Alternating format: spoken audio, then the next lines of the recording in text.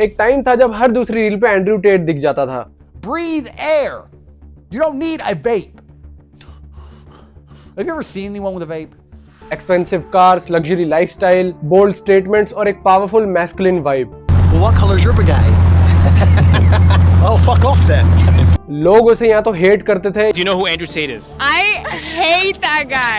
I'm gonna find you and peg you, Andrew Tate. You are a loser. Andrew Tate, get the over it. Move on with your life. I don't listen to both men. Ugly. You suck. I hate you. I think he's a little bitch boy. He's a face and he can go himself. यहाँ worship, लेकिन वही आदमी जिसने दुनिया को top जी बनना सिखाया खुद लीगल ट्रबल्स में फंसा हुआ है। आज हम बात करेंगे एंड्रयू टेट के राइज और फॉल की, लेकिन सिर्फ उसके बारे में नहीं बल्कि उन लेसन्स के बारे में जो हर इंसान स्पेशली यंग मैन सीख सकता है। एंड्रयू टेट का बर्थ 1 दिसंबर 1986 को हुआ वॉशिंगटन डीसी अमेरिका में। उसके फादर इमोनी टेट एक इंटरनेशनल चेस मास्टर थे। मतलब एंड्रयू टेट एक स्ट्रेटेजिक और इंटेलिजेंट एनवायरनमेंट में बड़े हुए, लेकिन उनकी अर्ली लाइफ इतनी इजी नहीं थी। फैमिली फाइनेंशियली बहुत स्ट्रगल कर रही थी और फिर वो इंग्लैंड में शिफ्ट हुए। वहां से टेट ने एक अग्रेसिव ड्रिवन माइंडसेट डेवलप किया। एंड्रयू ने खुद कई इंटरव्यूज में कहा है कि उनके बचपन के डेज काफी टफ थे, कि कई बार उनके घर में खाना खत्म हो जाता था। उन्होंने बोला था, "There were days we didn't even have money to eat." He didn't leave us a penny. So there was no kind of trust fund, we didn't even have a wealthy upbringing. We come from a very poor upbringing. When we moved to England, we were in a homeless shelter for the first year as we were trying to find council housing and a single mother council estate. I've got every excuse everyone else has got to be a criminal asshole, and I'm not. उनकी mother एक single parent थी और वो सिर्फ यही सोचती रहती थी कि अगला मील कैसे खाएं। वो कहते हैं कि उन पॉवर्टी डेज ने उनके अंदर एक फायर क्रिएट की, एक ऐसी एनर्जी जिससे वो प्रूव करना चाहते थे कि मैं हमेशा गरीब नहीं रहूंगा। इसी माइंडसेट ने उसे एक फाइटर बनाया, लिटरली और मेंटली दोनों। I'm ready to kill. I don't do this for fun. This is not a sport to me. I don't enjoy it. वो प्रोफेशनल किक बॉक्सर बने और मल्टीपल आईएएस के वर्ल्ड टाइटल्स भी जीते।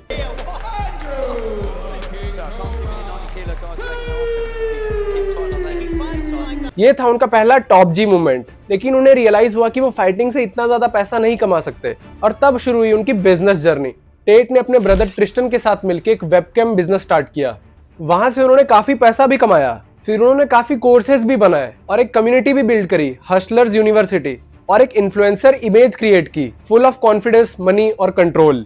लेकिन जहां फेम होती है वहां कंट्रोवर्सीज भी अपने आप आ जाती हैं। 2021 से 2022 में टेट का कंटेंट हर जगह था। उनके क्लिप्स इंस्टाग्राम और टिकटॉक पे काफी वायरल होते थे। Be a man, don't be weak, get rich, train hard. उनकी टोन हार्श थी लेकिन मैसेज डायरेक्ट था। उन्होंने अपने आप को एक ऐसे मैस्कुलिन लीडर के रूप में दिखाया जहां मॉडर्न मैन अपनी आइडेंटिटी खो रहे थे। लेकिन प्रॉब्लम ये थी कि उनके कुछ स्टेटमेंट्स एक्सट्रीमली कंट्रोवर्शियल थे। बहुत लोगों ने कहा कि वो मिसोजिनिस्टिक हैं और उनके कुछ वीडियोस और कमेंट्स वुमेन के अगेंस्ट इंटरप्रेट किए गए। फिर 2016 में उन्हें बिग ब्रदर यूके से निकाल दिया गया, एक वीडियो के चक्कर में जहां वो एक वुमेन के साथ अब्यूजिव बिहेव करते हुए दिख रहे थे। So you on Big Brother and you got pulled out, kicked off because of the sex video. Could you just talk? That's not why I got kicked off. Here's the real reason I got kicked off. Okay. So that video, that girl from the sex video, there's actually been, if you Google Andrew Tate's girlfriend, there's been articles since where she's gone to the papers and said that was all fake. So that's the first thing. So everyone goes, "You're a woman beater." Well, the girl herself's come out and said it's fake. But then everyone goes, "You paid her to say that." So you can't please these trolls. So I don't even bother refuting it anymore. Big brother एक big boss जैसा ही show है। बाद में दोनों ने कहा वो एक कंसेंशुअल रोल प्ले था, बट डैमेज हो चुका था। उसके बाद उन्होंने रोमानिया शिफ्ट कर लिया, सोचकर कि वहां उन्हें ज्यादा फ्रीडम मिलेगी। लेकिन आयरनी ये है कि वही जगह उनकी डाउनफॉल का रीजन बन गई। फिर आया दिसंबर 29, 2022। रोमानियन पुलिस ने एंड्रयू टेट और ट्रिस्टन टेट को अरेस्ट कर लिया और उन पे चार्जेस लगे ह्यूमन ट्रैफिकिंग, रेप और ऑर्गेनाइज्ड क्राइम के। The British government has charged Andrew Tate and his brother Tristan with rape and human trafficking, among other charges. The BBC reports the Crown Prosecution Service filed the charges after receiving new evidence against the far-right influencer brothers from a regional police station.